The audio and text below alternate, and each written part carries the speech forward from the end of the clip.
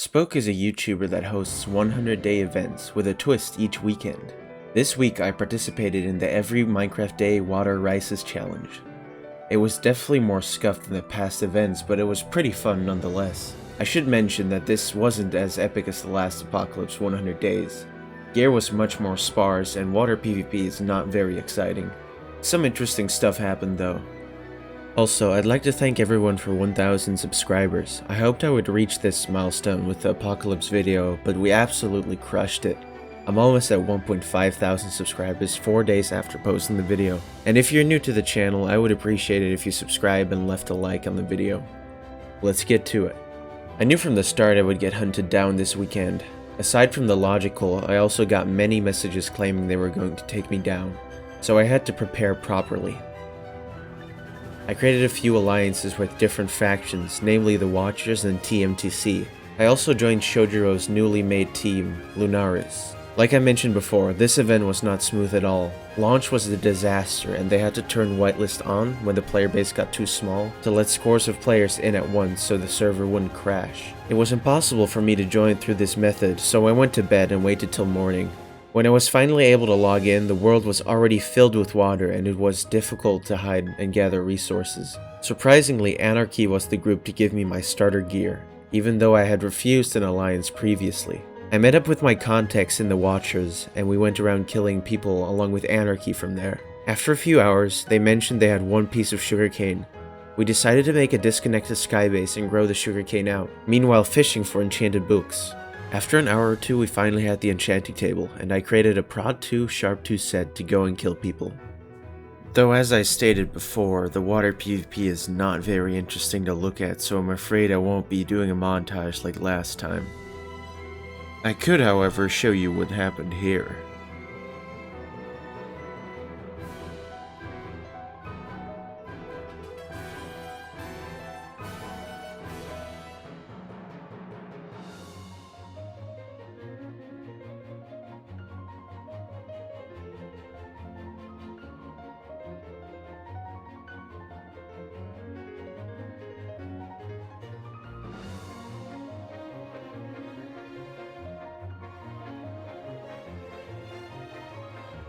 This player placed a boat and the fall damage killed me, meaning this naked player got full protection 3 and a sharpness 4 sword, along with the enchanting table and 26 golden apples.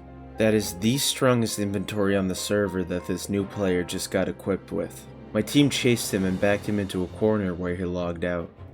I made a fall trap at his logout spot and waited for him to log back in. After about an hour, he finally did.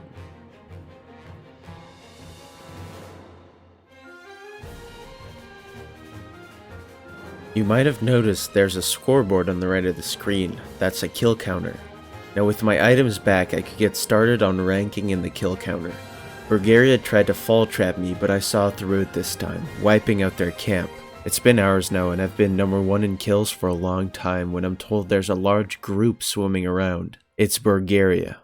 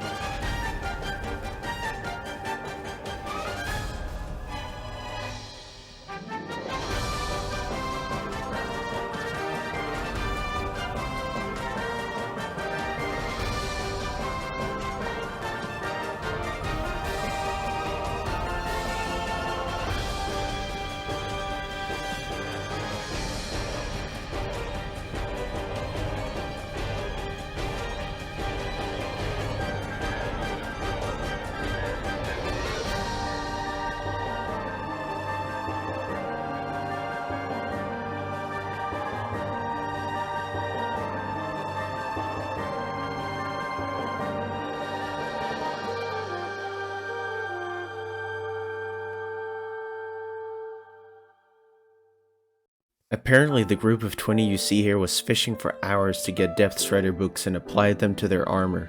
Being much faster than me in the water, I stood no chance on fighting them.